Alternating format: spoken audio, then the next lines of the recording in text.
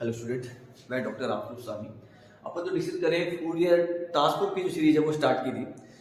उसके अंदर number of lecture अपने ने इससे पहले लिए हैं जो अपलोड भी किए गए। फाइंड द नेक्स्ट वाला देखिए, find the Fourier sine transform of F of X equal to e की पावर माइनस ax अपॉन में x। ये वाला मैं कल अभी सॉल्व आउट कर रहा हूँ। एक सेम इसी टाइप का नंबर ये है। इसको देखिए आप, क्या है अपन find f of x if it is Fourier sine transform of 1 upon s e की पावर माइनस s। उस पे इसमें क्या चेंजिंग है, वहां पर ये क्या दे रखा है e की पावर ax अपॉन में x दे रखा है। यहां पर x को क्या रिप्लेस किया गया है अपने को s से, ठीक है। तो ये चेंजिंग है, बाकी दोनों समीकरण सेम है। तो ये वाला समीकरण ज्यादा इंपॉर्टेंट है।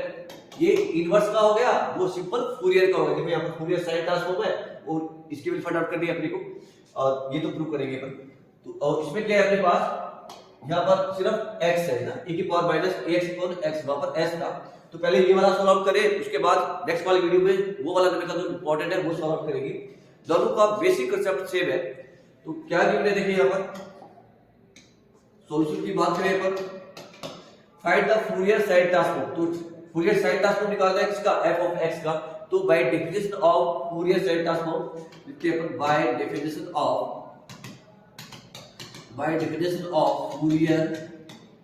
Fourier sine transform।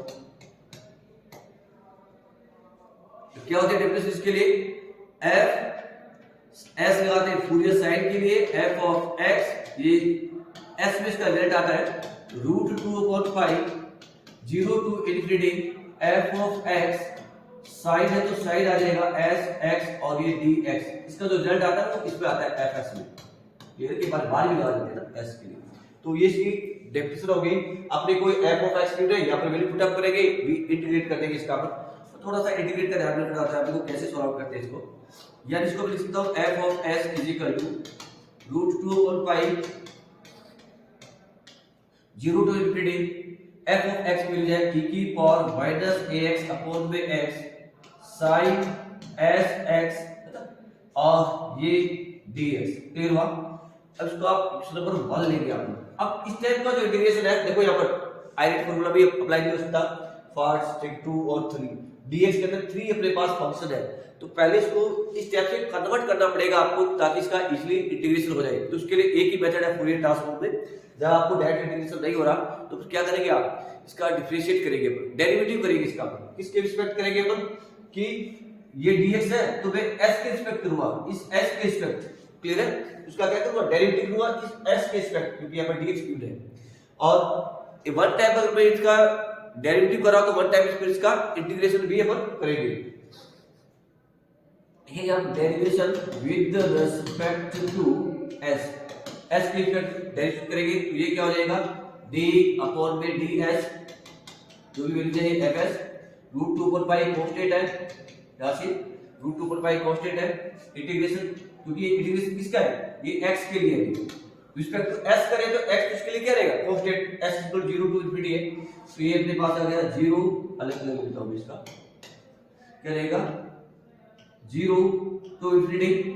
तो यहां पर e की पावर माइनस ax, ये कांस्टेंट है इसके लिए, क्योंकि ax कांस्टेंट है, ये भी एक कांस्टेंट है। यहां पर s आ रहा है ना, ये वाला s आ रहा है। तो cos का क्या होता है, डेरिवेशन तो क्या होगा, cos s x। क्लियर हुआ। और विद रिस्पेक्ट टू x कर रहा हूं तो इसका कोएफिशिएंट क्या है, x। तो इसका यहां पर x का मल्टीप्लाई भी आ जाएगा, और ये dx। तो ये ध्यान में रखना आपको, ये इंटीग्रेट करना पड़ता है इसके अंदर, सॉरी डेरिवेटिव करना पड़ेगा इसका। और अब देखो यहां पर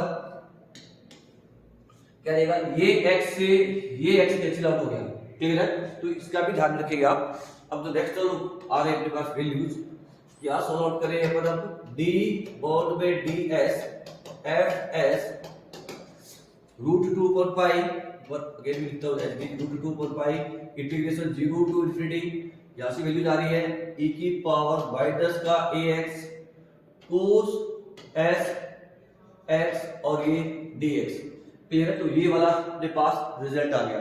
अब इसका इंटीग्रेशन तो वेल नोन है, इसका इंटीग्रेशन में लिख देता हूं, क्या होता है e की पावर ax इंटीग्रेशन और sin bx dx। इसका क्या होता है इंटीग्रेशन, e की पावर ax अपॉन में a स्क्वायर प्लस का b square a sin bx minus b cos bx plus का इंटीग्रेशन कांस्टेंट, तो ये होता है इसका इंटीग्रेशन cos का निकलेगा, cos का क्या रहता है e की power ax cos bx dx, cos है cos bx क्या होता है इसका e की पावर ax अपॉन में a स्क्वायर प्लस का b square a cos bx plus का b sin bx और ये प्लस का c इंडेफिनिट, ठीक है। तो ये दोनों साइड और cos के दोनों के लिए दिए हैं, तो ये वाला अप्लाई करेंगे यहाँ पर। तो यहाँ से देखिए आप प्रेजेंट करें तो a की जगह क्या है मेरे पास माइनस a है और b की जगह क्या है मेरे पास s है, ठीक है।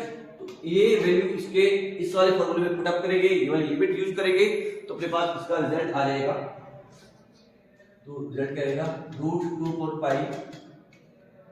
यहां से e की पावर ax और a का स्क्वायर प्लस का b का स्क्वायर, यहां पर जो वैल्यू आएगी मेरे पास बता देता हूं, ठीक है। तो ये यूज करेंगे आप,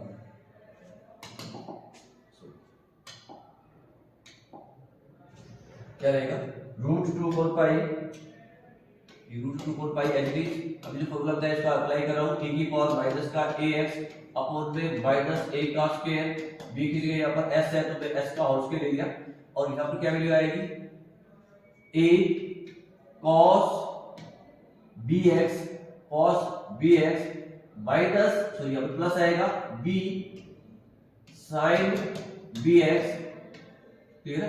और ये वाली इसकी जो लिमिट है 0 टू इंफिनिटी, ठीक है। ये वाला वर्क किया आपने।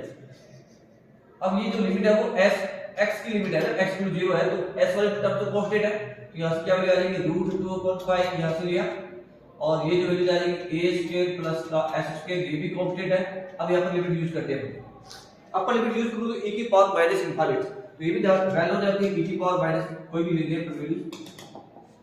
a माइनस इंफिनिट क्या होता है 0, a इंफिनिटी क्या होता है इंफिनिटी, a 0 इक्वल टू 1, तो ये वाला कंसेप्ट यूज करें, एक जगह e हो 2 हो 3 हो एनी वैल्यू, तो ये वाला कंसेप्ट है e की पावर माइनस इंफिनिटी 0 हो जाएगा।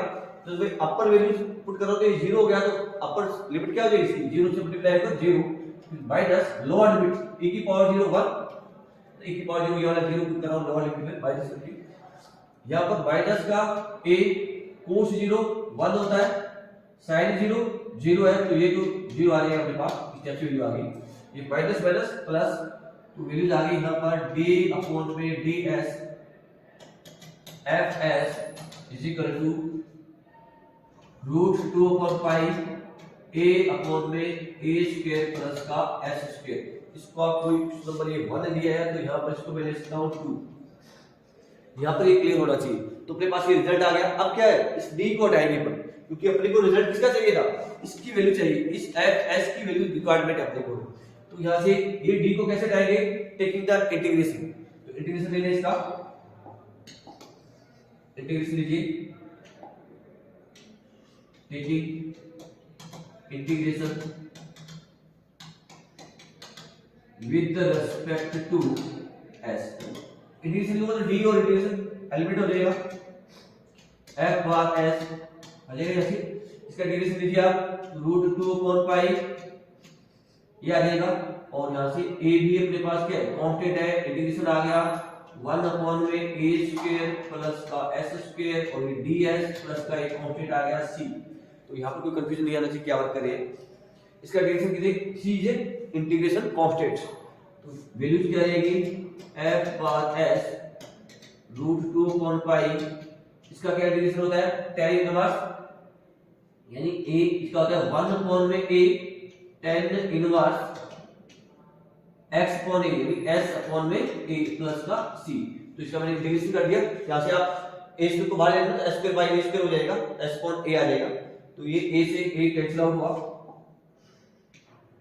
क्या रहेगा इस a से ये कैंसिल आउट हुआ, तो क्या रिजल्ट हुआ अपने पास √2 अपॉन में पाई tan इनवर्स a अपॉन में s प्लस का c।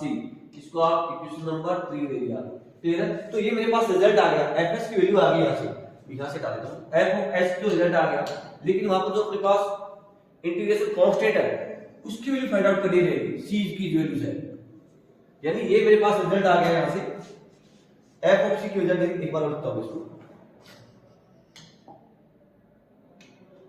क्या रहेगा, यानी मेरे पास ये रिजल्ट जो आया है एफ, इसका तो रिजल्ट यही था मेरे को,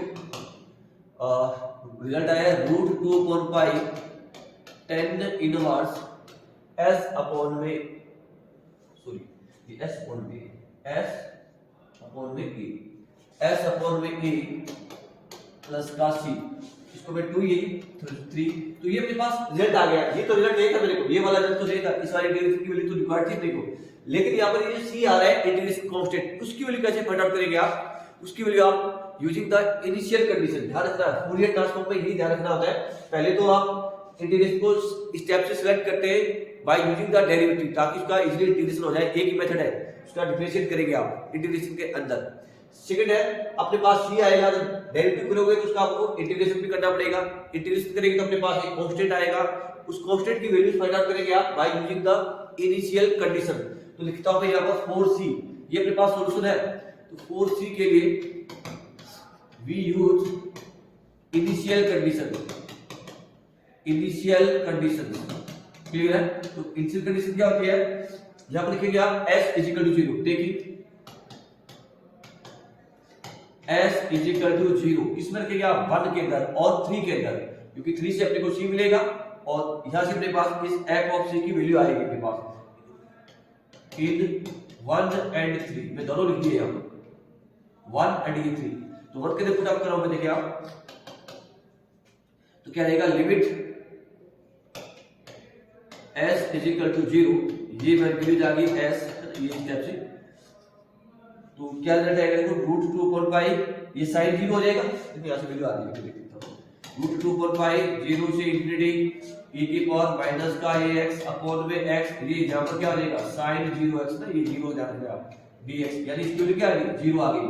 तो s = 0 पर इसकी वैल्यूज क्या आ गई है, यानी f बार s की जो वैल्यूज है एट s = 0 पर इसकी वैल्यू क्या आ रही है 0, तो ये वाला रिजल्ट का ध्यान रखिएगा आप, इसकी वैल्यू आ गई, और ये वाला कंसेप्ट यूज करूंगा मैं 3 के अंदर, तो ये तो हटा देता हूं, थोड़ा सा ये चैलेंजिंग होता है आपके लिए फूरियर का,